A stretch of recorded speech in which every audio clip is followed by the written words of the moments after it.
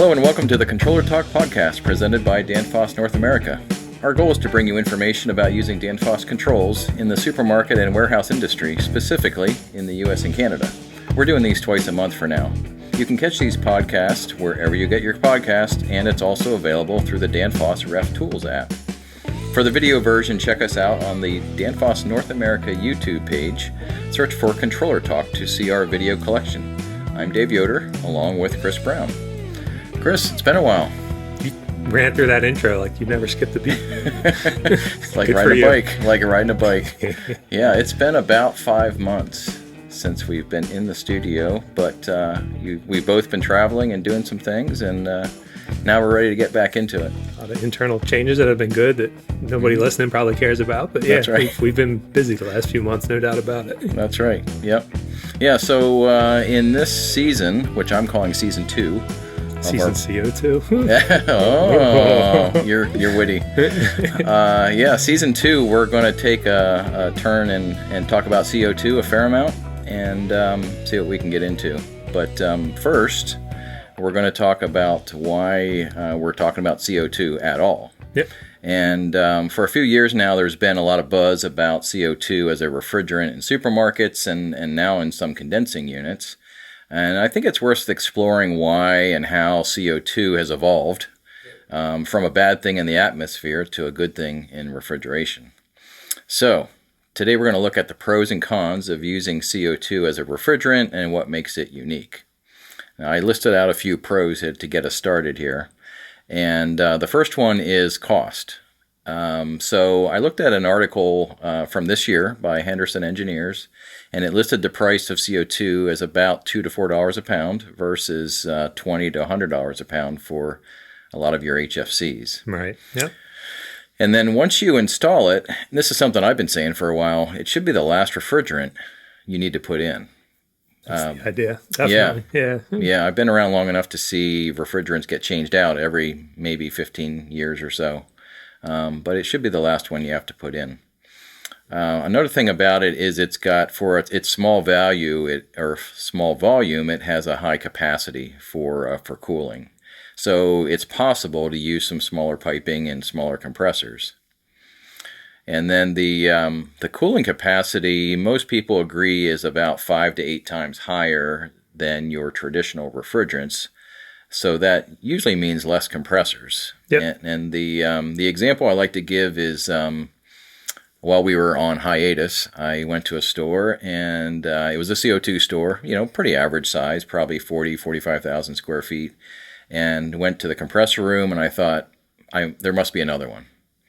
I'm only in one room, and there's got to be a second room somewhere because there was only 7 compressors, 3 on low temp, 4 on medium temp, and I thought, I'm used to seeing 16 compressors in this room, but it was doing all the refrigeration in the store with 7 compressors, which was kind of impressive. And I think that's an important part here, is this isn't just a theoretical thing. All the design conversations we're in with customers and designers, it's real world. I mean, the piping is smaller and the capacity of the racks is smaller. So it's a real world thing with those couple items there. And I think heat reclaim's another one too that you could probably say is a pro, that the heat reclaim with the CO₂ system's a lot better than heat reclaim on an HFC, and something we see everybody from the OEM to the end user side of things taking advantage of when they're either saying what they want or actually designing it into their system. But heat reclaim's definitely a big part here too. Yeah.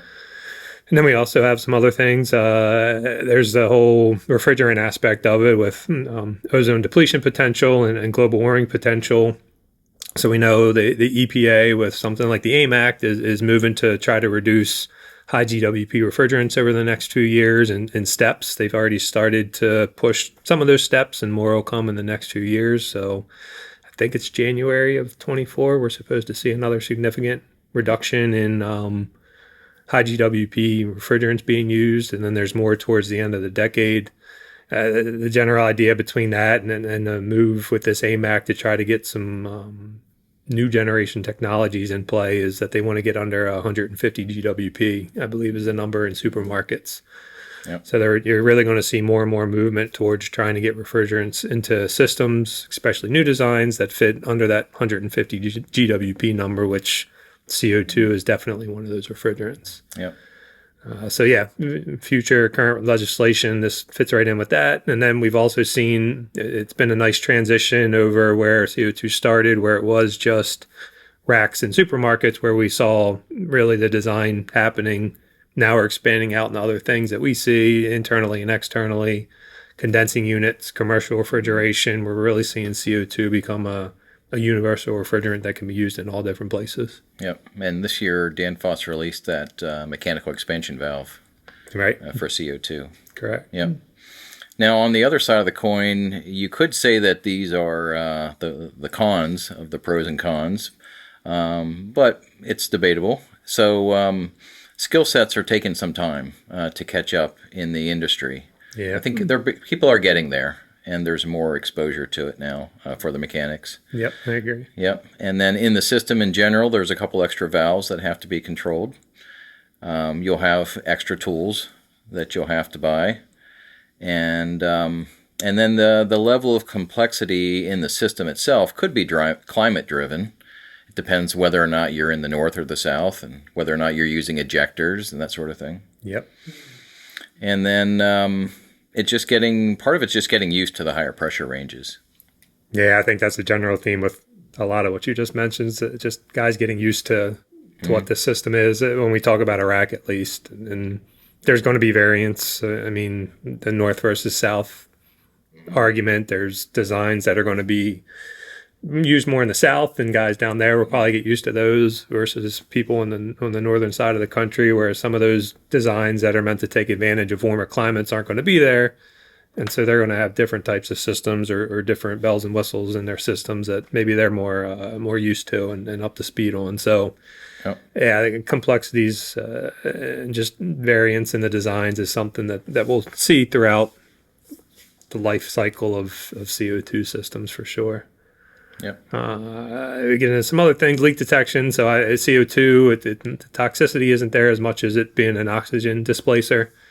So, we see more usage of leak detection and walk-ins to make sure that we don't, especially in those smaller enclosed spaces, that we're not having any issues where personnel might be in there when a leak occurs. Storing on site. So we know with the higher pressures, part of that on the design side. We also have a lot of relief valves in these systems that we might not have on an HFC system. So when we see these relief valves and they're going to blow if something unexpected happens, now we've got to make sure we have the refrigerant available to charge the system back to where it's supposed to be. And so refrigerant availability, how much do we keep on site? Do we keep it in an area so it's available for multiple sites? I think we're saying these are cons, and again, it's something that we have to account for, and the customer has to plan for when they're using one of these systems. And I think as we have more systems, CO2 systems in a general area where maybe you can keep storage and share it between multiple sites instead of one per. Maybe you've got 6 stores that are all CO2 in an area, and you can just have one charge for all 6. Right. I think that'll make life a little easier too. Right. Yeah. And that's, I think you can extend that out not just to the refrigerant, but spare parts in general. We've got some unique parts that we'll get into later shows here in the season. On the control side, do you just keep a whole portfolio of spare parts at every store, or do you look at maybe keeping them in, again, an area where they're available and you can maybe grab them from one store and move it to another instead of spending all that money to keep spare parts laying around that may never need to be used? Right. And I'd say the last thing that comes to mind is pack controllers. It's a CO2 system, but pack controllers are a technology that could be used in other systems as well. For us, where we've always had everything kind of reside in the system manager, it's definitely a new leaf to turn over for contractors and engineers using these systems to understand where the pack controller comes into play and how to use it and how to make changes. Yep. So I guess if I thought about a conclusion when it comes to CO2 and whether or not it should be used or could be used or is now the time to get in, I think the early adopters have already got in, and they've already kind kind of got themselves up to speed on that, which helps everybody else. But you could be a second wave adopter and get in now before other expenses go up, and there's a industry momentum going on that you could take advantage of and start pulling that knowledge from people. Yeah, I don't think you're being the guinea pig at this point. And it's enough knowledge out there. We'll have somewhere here in the near future, hopefully, a training unit. We've had a global one that we've used and offered, but we'll have a local one that we'll have available. So we training, all these tools are there for guys to get up to speed so that this isn't, and training not just us, but also the OEMs we know is there. So that somebody getting ready to do a startup, if it's their first store, they can really be prepared walking into this, and it's not learning on the job. Right. Yeah, you can kind of ease your way into it if you really choose to. Right. Yeah. Yep. Well, Chris, I think you've probably enjoyed a break from some of these crazy questions I've thrown at you in the past. I was sleeping good at night for a while there, yeah. Well, we're going to see what we can do about your correction percentage on answers. So in this portion of Stump Chris, I'll throw a question at you and see if you can come up with an answer. So we know that the GWP for CO2 is a value of 1, right? So what's the GWP for 404A? Let's guess 400. How about 2100? Not even close. But at least you gave me an answer higher than 1. Yes. So that's good. But yeah, 404A is 2100. So that means a pound of 404A released into the atmosphere is essentially 2100 times more harmful than CO2.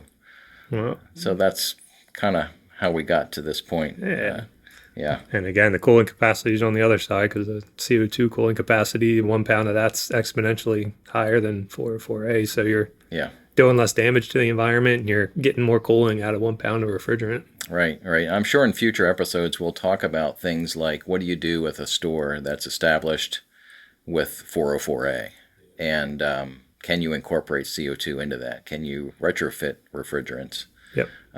The answer is it's possible, but not as easy as it used to be.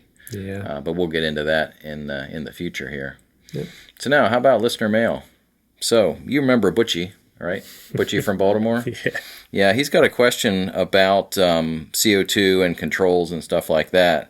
And he wants to know how many spare parts should he have on hand? Because you've got controls. We talked about the refrigerant. Yep. So if something goes wrong, because it's a little bit more complex system, you may have a critical part. And if that part stops failing or you suddenly have water in your cabinet, what's the right answer on keeping spare parts? Yeah. I mean, we'll not too distant future here, we'll get into pack controllers, which is really the brains of the operation on the rack itself. And so when I'd say the pieces that are controlling the parts of the system that you absolutely need, the compressors, the gas cooler, some of the valves that are on the rack, you kind of need those controls. It's tough to get by.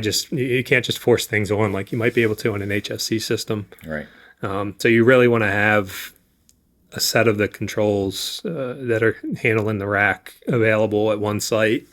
And again, hopefully over time, that's 4 or 5 CO2 sites in an area, and you can just keep them at that one site and use them as needed. You don't have to keep one at every site. But I'd say just in general, you want to at least have a backup set of that pack controller and the boards that are attached to it that are driving your valves and compressors to keep the system going. Yeah. They don't fail often. It's not something where I'd be expecting this to be once a year you're using the backup parts. But yeah, you want to have it on hand in case that emergency does hit. Right. Yep. Okay. All right. So if you'd like to drop us an email with a suggestion for topics to cover or a question or comment, you can always email us at controllertalknorthamerica@danfoss.com. That's controllertalknorthamerica@danfoss.com. Thanks for listening. Our main guy, Michael, don't call me Mike Beckerman, is on vacation. He's not even here. Our audio engineer is still Raul Garcia, and Maria's back from, I believe, the south of France. And the new guy, he's still here, Josh Tignall. All right, they're making it happen. We got to stop calling the new guy at some point, I guess. Huh? Well, we need another new guy. Yeah, that's right. So until next time, for Chris Brown, I'm Dave Yoder. Stay cool.